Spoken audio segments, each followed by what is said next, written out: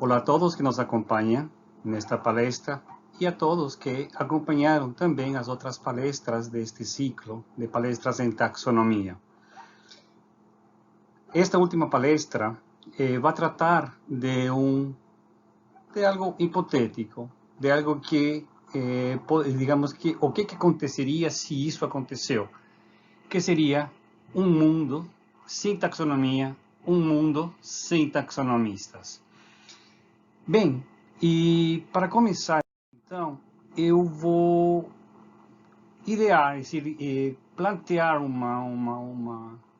algo hipotético. Digamos que, por falta de incentivos econômicos, por falta também de prestígio, os taxonomistas e a taxonomia simplesmente desaparece como disciplina dentro das ciências biológicas ou das ciências da vida. Então, não teríamos mais taxonomistas, não teríamos mais a taxonomia formal como a conhecemos hoje dentro da biologia. Claro, é algo hipotético e esperemos que nunca aconteça.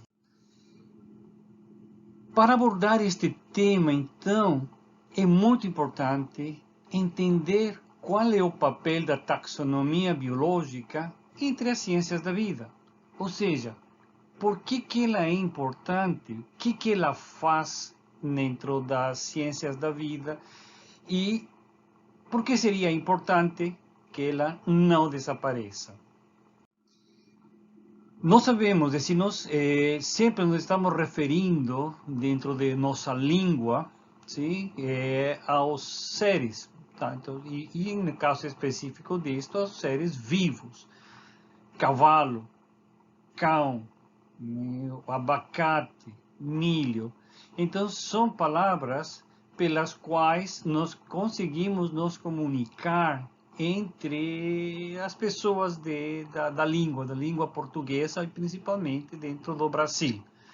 Estes nomes são conhecidos como nomes vernáculos e são os nomes próprios que nós damos a estes seres, especificamente seres vivos. Vocês sabem que há algumas diferenças regionais para algumas palavras dentro do próprio estado, dentro do próprio Brasil. Então, há palavras distintas para nos referirmos. Então, pense se dentro do Brasil, né, existem já palavras distintas para um mesmo animal, para uma mesma planta. Imaginem no mundo inteiro o que acontece. Eu trouxe como exemplo o cão. Sim? Então, vocês podem acompanhar neste slide todos os nomes que são dados nas distintas línguas ao cão. Então, vocês veem aí que foi colocado em espanhol, em inglês, em alemão, em árabe e japonês, que acho que eu, ou muito poucos, vão poder pronunciar, né? Vão poder ler, né? E pronunciar isso. Aí temos também italiano, grego, polonês, russo, catalão, galego e chinês tradicional.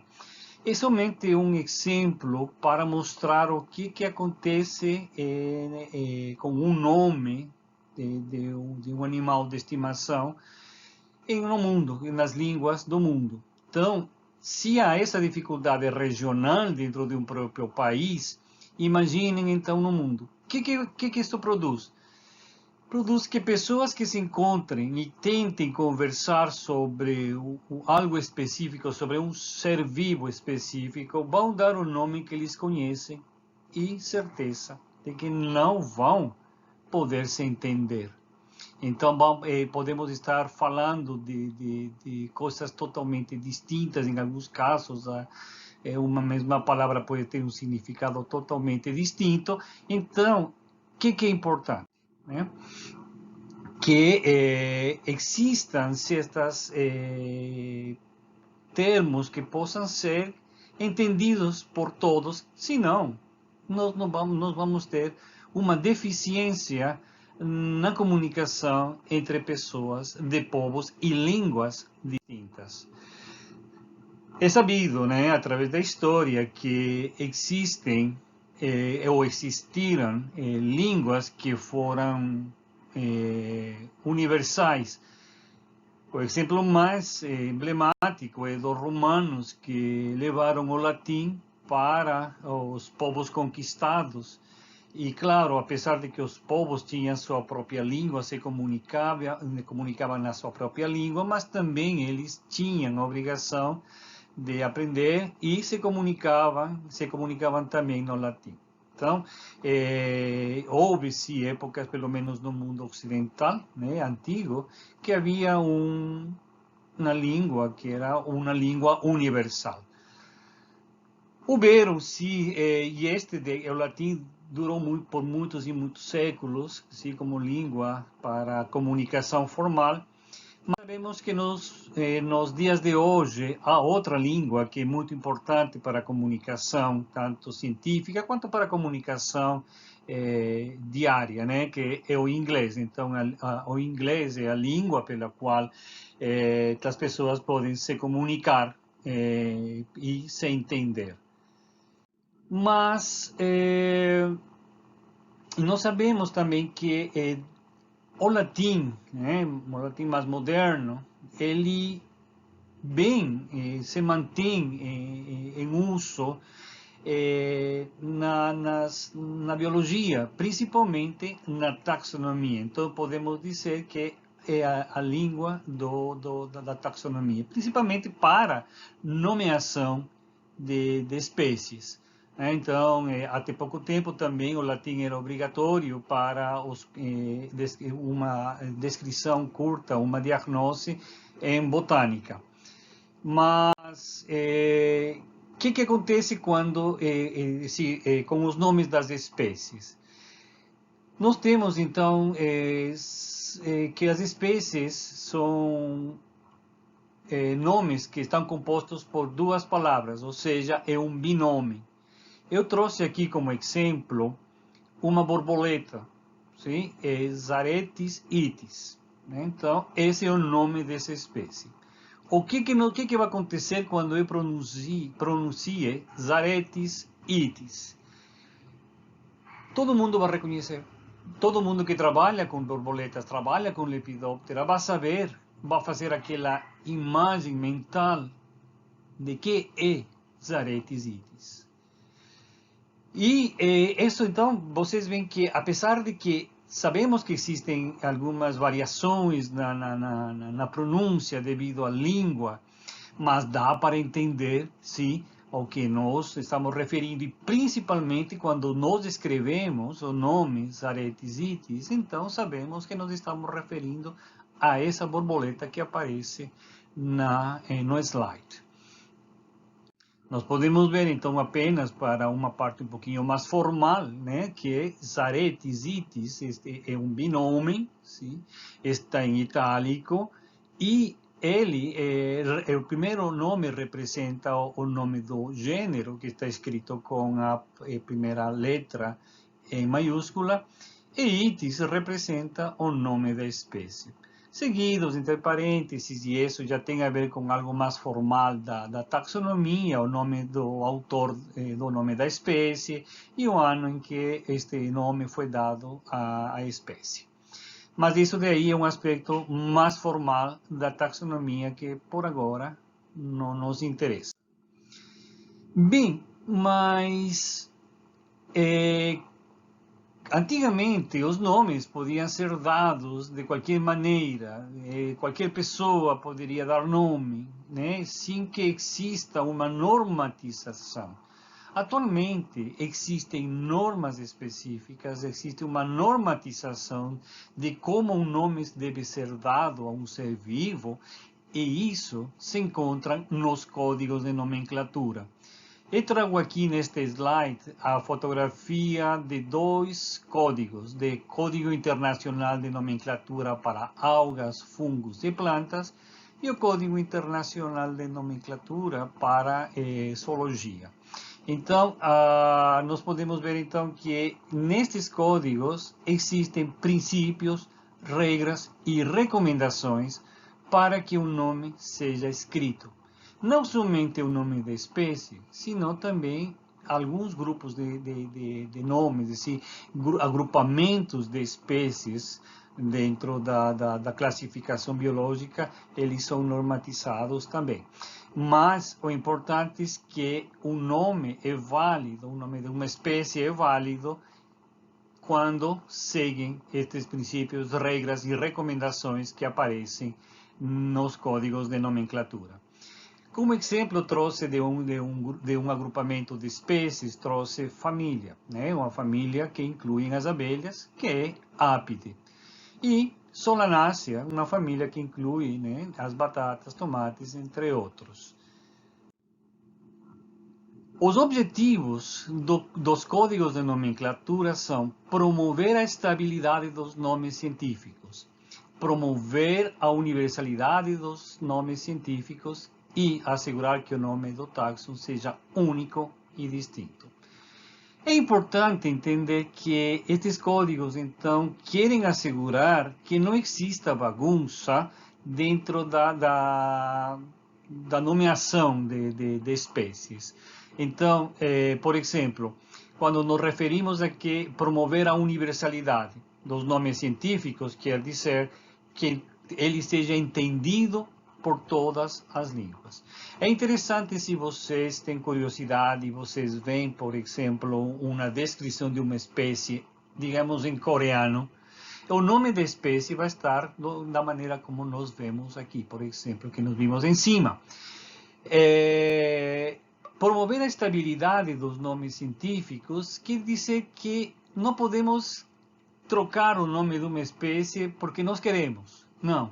Claro, existem casos em que o nome pode ser mudado devido a alguns fatores importantes dentro da taxonomia, mas isso tem que estar regrado, ou seja, não todo mundo pode dizer, não, eu não gostei do nome, vou trocá-lo. Não, uma vez dado o nome publicado, esse nome é o nome da espécie. Então, essa estabilidade que promove os códigos de nomenclatura é para que não qualquer um, para que qualquer um chegue e diga, ah, não gostei do nome, vou mudá-lo. Não, não é tão simples.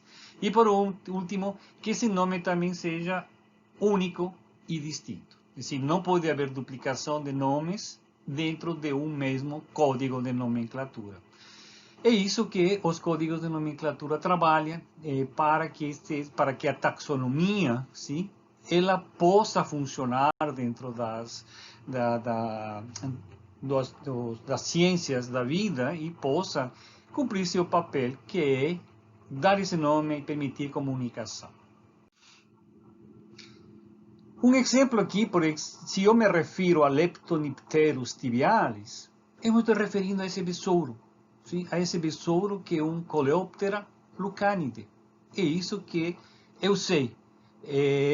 Quem trabalha com besouros, ao ouvir Leptinopterus tibialis, imediatamente faz a imagem desse lucanídeo. Então, a importância do nome, e não importa se é uma pessoa do Japão, da China, da Rússia, ou de qualquer país europeu que tem distintas línguas, dos Estados Unidos, do Brasil ou da América Latina, que sempre esse nome vai estar referido a espécimes dessa espécie. Desta maneira, não é necessário, né, que o chamemos por um nome único, ou um nome composto, como em português seria besouro de mandíbulas grandes. Né? Então, nem que isso seja traduzido para outras línguas, né, como inglês e como espanhol. Então, é importante o nome científico para que exista essa comunicação sobre essa espécie, ou sobre esse grupo que nós estamos referindo de seres vivos. E também a taxonomia, então, além de nos oferecer né, nomes das espécies, é decir, a taxonomia em si mesma oferece nomes a partir de um processo de descoberta, de descrição e publicação da espécie, do nome da espécie, e estas publicações têm que ser tem que cumprir certos requisitos, como, por exemplo, ser em uma revista reconhecida. Então, a taxonomia, além então, de fornecer nomes para espécies, né, e também nos descrevem as espécies novas, dando nomes novos, então, também é importante para nos oferecer uma classificação dos seres vivos. Aí você se pergunta, sim, e a classificação para que serve? Então, vamos pensar, né? Que entramos numa biblioteca e essa biblioteca, então, temos centos, milhares e milhares de livros nessa biblioteca. Vocês veem aí essa biblioteca, tem prateleiras e tem grupos de livros, mas pensemos que não existe nenhum tipo de classificação nessa biblioteca e simplesmente eles sejam armazenados um do lado do outro, como estava no slide anterior, apenas pela ordem de chegada. Inclusive, nós poderíamos até catalogar pela ordem de chegada e ir fazendo uma lista imensa pela ordem de chegada. Digamos um usuário, eu ou um de vocês, quer saber, quer emprestado um título, um livro específico, e aí, como chegam? Atualmente, talvez com as ferramentas buscar, talvez até dê para chegar a ele, mas mesmo assim, pensem vocês a dificuldade que seria se vocês vão buscar livros novos que tenham chegado na biblioteca, vocês tenham o costume de ir na biblioteca, ir no setor que vocês gostam e buscar um livro. Não teria setores, não teria lugares específicos para livros que sejam semelhantes, senão eles colocados um ao lado do outro. Impossível. Então, impossível seria para nós ter uma possibilidade de encontrar facilmente um livro ou se não ir fazer uma busca aleatória ou conhecer de novo o que é de novo sobre um assunto que eu gosto. Então, por isso que é importante a classificação, pensando no caso das bibliotecas, porque as bibliotecas, elas classificam seus livros de acordo com as matérias. Vocês podem pensar, né, se vocês entram numa biblioteca universitária, vocês vão ver que elas estão guardadas em prateleiras por assuntos, ou seja, vocês vão ver a parte de biologia, a parte de filosofia, a parte de engenharias, a parte de matemática, a parte de geografia, a parte de letras, e assim, lugares específicos onde estão os livros de cada uma destas disciplinas. E se vocês entrarem dentro de uma seção, por exemplo, das biológicas, é claro, vocês vão encontrar livros que tenham especificamente as matérias, por exemplo, zoologia, talvez tenham sobre botânica, e assim. Então, vocês vão poder chegar a partir de uma classificação feita por matéria, por grupos de livros. Um slide para frente vai mostrar um pouco como seria a facilidade de ver estas bibliotecas. Mas entrando agora no caso das ciências biológicas, nós temos um sistema de classificação que seguimos, que é o sistema de classificação linneano, sim, de categorias, ou seja, é um sistema de categorias baseado nos princípios básicos de Linneu. Nesta classificação, vocês vão poder ver que a unidade básica, a categoria básica deste sistema de classificação é a espécie. E é como se fosse um triângulo com a ponta para baixo, ou seja, ele mostra, este triângulo mostra que a partir dessa unidade, dessa categoria mínima, que é a espécie, reunião de espécies, então, que seria então um pouco mais amplo no triângulo, digamos, gera o que nós conhecemos como gênero. A reunião de gêneros, algo mais amplo, que é o que nós conhecemos como a categoria família. Agrupamentos de famílias, ainda mais largo, formaria a categoria ordem. Ordens, a categoria classe, que vocês já veem que é maior. Maior ainda é a categoria filo para animais, divisão para plantas. E, por último, todo um reino.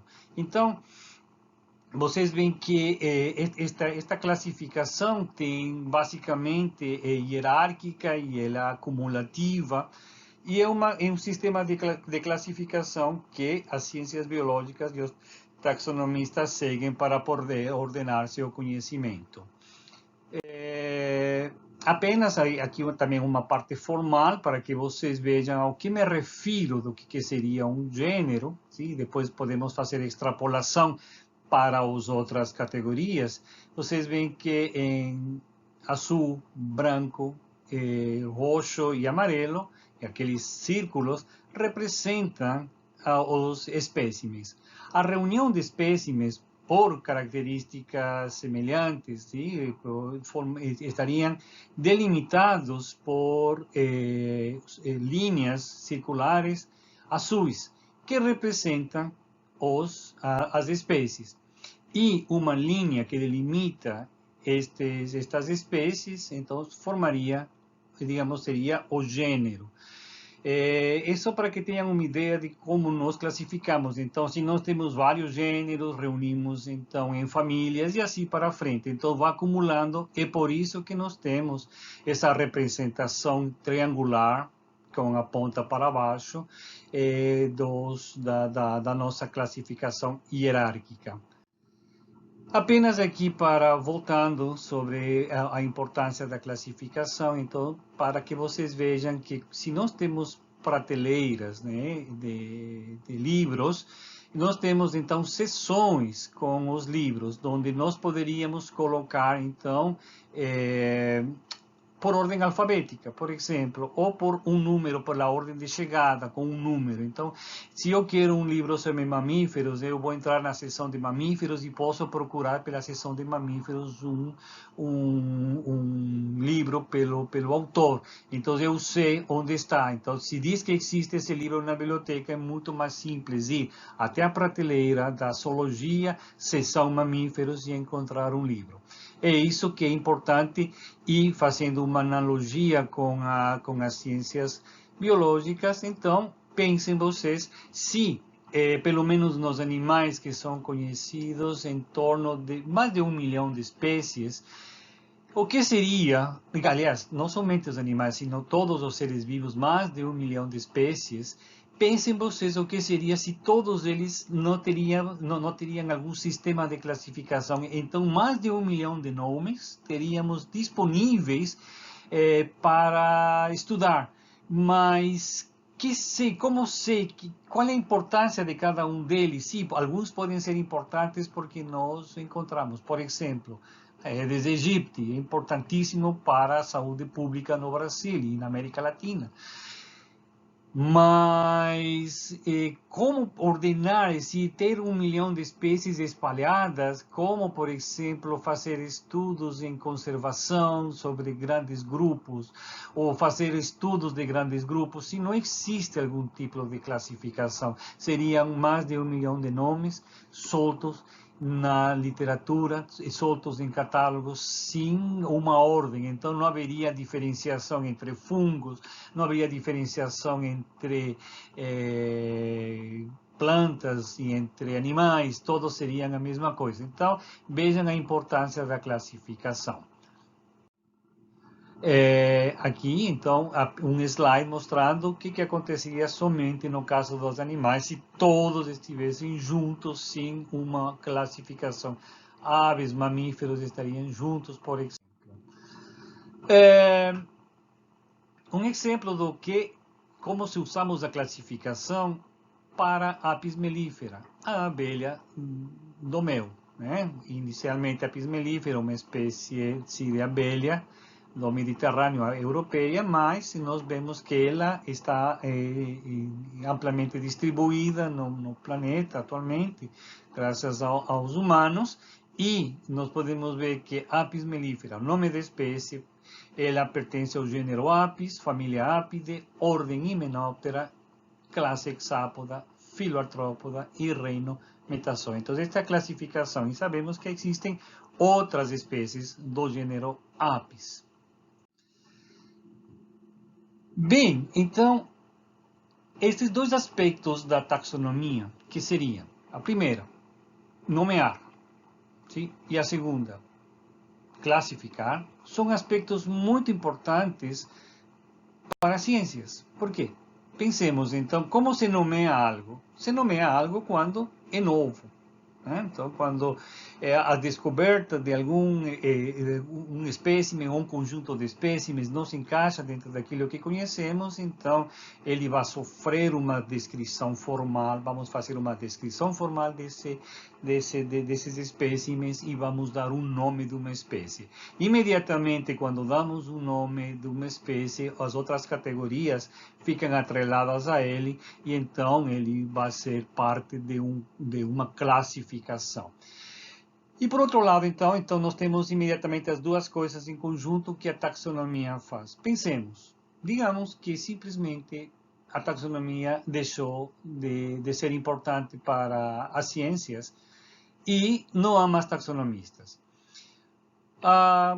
Quando não há taxonomistas, que são os especialistas em conhecer, às vezes em identificar um espécimen, digamos que há um problema com alguma praga, né, de algumas plantas de interesse econômico, e querem saber o nome. Sem um taxonomista que o conheça bem, digamos que não seja bem conhecida, não vai poder ter nome. E os venenos não vão poder ser específicos, os venenos vão ter que ser gerais. Então, esse é um grande problema, primeiro. Então, a falta de especialistas não poderíamos ter a identificação de espécies, por exemplo, de interesse econômico ou interesse médico. Mosquitos que são transmissores de doenças ou também, de pronto, algumas cobras, né, que não sejam tão conhecidas, porque nós conhecemos algumas, são muito bem conhecidas, mas algumas não são tão bem conhecidas, ou algumas são muito parecidas, e muitas vezes os venenos antiofídicos, eles são específicos para cada uma das cobras. Então, o que aconteceria? Seria difícil identificar, difícil colocar soros antiofídicos. Teríamos que ter, e acho que existem, soros antiofídicos que são de amplo espectro. Mas nós teríamos essa dificuldade se os outros especialistas das áreas que são aplicadas, eles teriam problemas em identificar os espécimes e talvez falta de tratamentos específicos para, sei eu, agricultura, medicina, sejam, não sei, se eles não possam tomar decisões tão corretas se não tem um nome da espécie. E pensemos nos especialistas das outras áreas, por exemplo, a ecologia. O que aconteceria com ecologia? Ecologia teria o problema de não ter espécimes identificados. Teríamos SP1, SP2, SP3. Em muitos casos, o nome do gênero SP1, SP2, SP3, SP4. Não teríamos nomes, por quê? Porque não haveria mais taxonomistas que deem esse retorno aos ecologistas de que espécie está tratando. Então, vocês já imaginaram análises ecológicas apenas com SP1, SP2, SP3? Né? Não teria o impacto de que tem atualmente a ecologia se não houvesse o nome da espécie. Pensem. Né? O que significa SP1? Nada. Né? Não significa nada porque não é comparativo. Porque se eu digo que uma espécie 1, SP1, hoje em meu trabalho uma coisa, outro autor pode colocar SP1 e não ser comparável. Então, os trabalhos em ecologia não seriam mais comparáveis, assim como não somente em ecologia, sino em outras áreas também, tanto medicina, a veterinária e a mesma,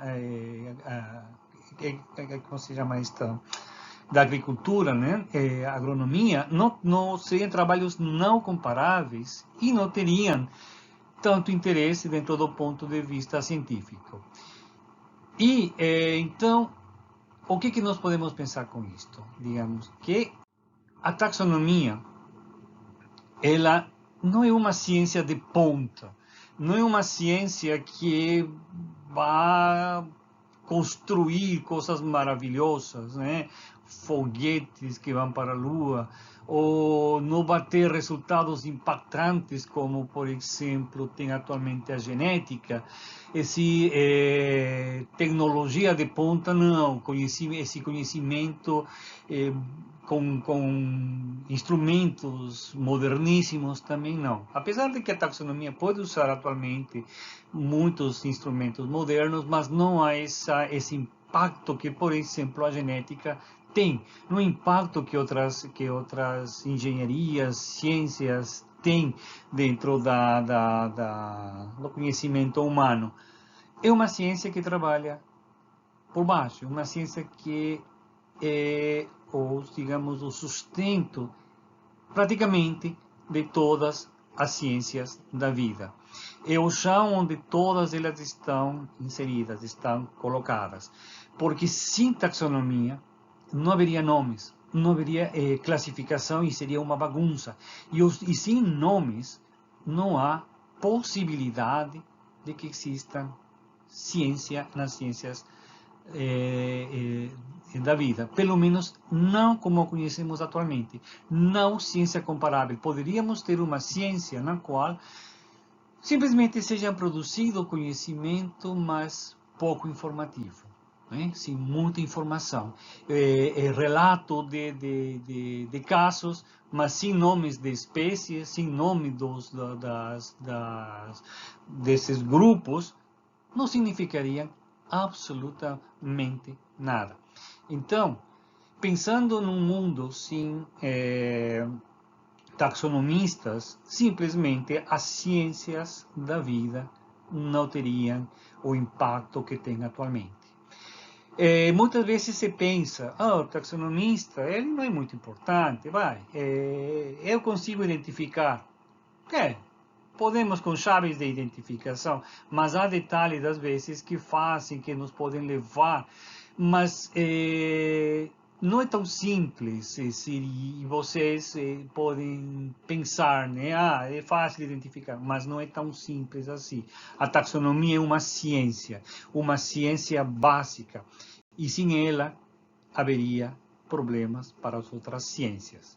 Bem, é isso que eu queria passar para vocês e espero que todos tenham tido ou tenham gostado das palestras, todas deste ciclo de palestras. Agradeço muito a todos vocês e tenham um bom dia.